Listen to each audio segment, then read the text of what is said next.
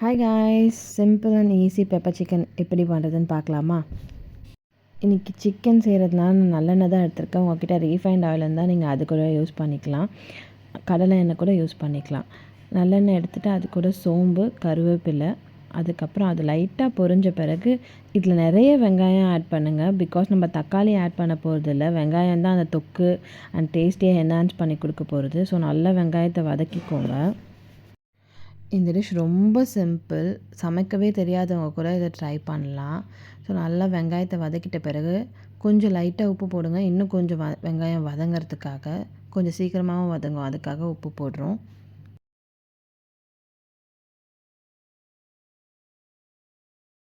இது one of my favourite recipe. Because என்னோடய client office visit பண்ணும்போது நான் அவங்களுக்கு இது பண்ணி கொடுத்தேன். அவங்களுக்கு ரொம்ப பிடிச்சிருந்தது, நான் அப்ரிஷியேட்டும் பண்ணாங்க. ஸோ இந்த ரெசிபி எனக்கு க்ளோஸ் டு மை ஹார்ட்டுன்னு சொல்லுவேன். ஸோ நல்லா வதக்கிட்ட பிறகு நான் இன்றைக்கி 1/2 கிலோ சிக்கன் எடுத்திருக்கேன். அதை குட்டி குட்டி பீஸாக கட் பண்ணி ஆட் பண்ணிக்கிட்டேன். இது கூட இஞ்சி பூண்டு விழுது ஒரு 2 டேபிள் ஸ்பூன் போட்டுக்கோங்க. போட்டு அது நல்லா சிக்கன் கூட மிக்ஸ் ஆகிற அளவுக்கு நல்லா வதக்கிக்கோங்க. Next pepper. இன்றைக்கி நான் 2 பெரிய டீஸ்பூன் எடுத்திருக்கேன். உங்களுக்கு வேணும்னா எந்த அளவுக்கு காரம் வேணும், எந்த அளவுக்கு உங்களுக்கு பெப்பர் பிடிக்குமோ அந்த அளவுக்கு நீங்கள் எடுத்துக்கோங்க. பெப்பர் போட்டு நல்லா அந்த சிக்கனோடு நல்லா மிக்ஸை பண்ணி விட்டு ஒரு 2 மினிட்ஸ் அப்படியே விட்டுருங்க.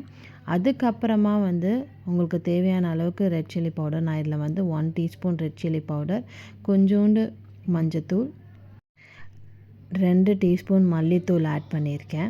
அதுக்கப்புறம் இதை மறுபடியும் நல்லா கிளறி விட்டுட்டு ஒரு 2 மினிட்ஸ் மசாலாவோட ரா ஸ்மெல் போகிற வரைக்கும் வெயிட் பண்ணுங்கள். இந்த ரெசிபிக்கு நிறைய தண்ணி ஊற்றாதீங்க. நான் ஒரு 1/2 கப் தண்ணி தான் ஊற்றினேன்.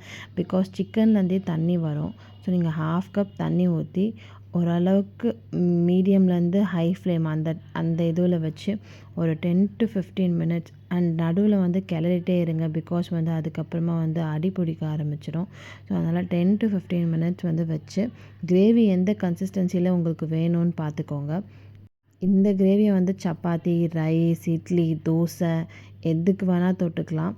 ஸோ உங்களுக்கு எந்த மாதிரி கிரேவி கன்சிஸ்டன்சி வேணும்னு பார்த்துட்டு அதுக்கேற்ற மாதிரி நீங்கள் தண்ணியும் ஊற்றலாம். அதுக்கேற்ற மாதிரி நீங்கள் கிரேவி கன்சிஸ்டன்சியும் மெயின்டைன் பண்ணிக்கலாம். நான் இன்றைக்கி ரைஸ், ரசம் கூட தான் இதை சர்வ் பண்ணுறேன். அதுக்கப்புறம் கிரேவி கன்சிஸ்டன்சி வந்த பிறகு மறுபடியும் ஒரு 1/2 டீஸ்பூன் பெப்பரை தூவி கொத்தமல்லி போட்டு கார்னிஷ் பண்ணி ஸ்டவ் ஆஃப் பண்ணி சர்வ் பண்ணுங்கள். கண்டிப்பாக இந்த ரெசிபி சூப்பராக இருக்கும். உங்கள் யாருக்கு இந்த ரெசிபி ரொம்ப பிடிச்சிருந்துச்சு, ட்ரை பண்ணியிருந்தீங்கன்னா மறக்காமல் கமெண்ட்டில் சொல்லுங்கள். அண்ட் வேறு ஏதாச்சும் ரெசிபி உங்களுக்கு வேணும்னா கமெண்ட் பண்ணுங்கள். நான் கண்டிப்பாக வீடியோ அப்லோட் பண்ணுறேன். தேங்க்யூ.